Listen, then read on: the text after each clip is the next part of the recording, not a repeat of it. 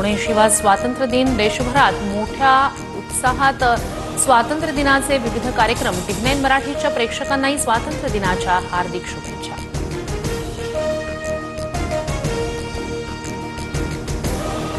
पंतप्रधान मोदींकडून देशवासियांना स्वातंत्र्य दिनाच्या हार्दिक शुभेच्छा। पंतप्रधान मोदी सलग 12व्यांदा लाल किल्ल्यावर ध्वजारोहण करणार।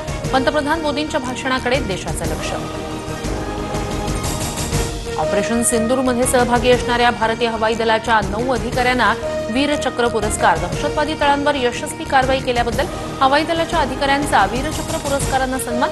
वीरचक्र हा भारताचा 3रा सर्वोच्च शौर्य पुरस्कार। स्वातंत्र्य दिनाच्या पार्श्वभूमीवर दिल्लीतील संसद भवनाची इमारत सजली। संसदेच्या इमारतीला आकर्षक विद्युत रोषणाई।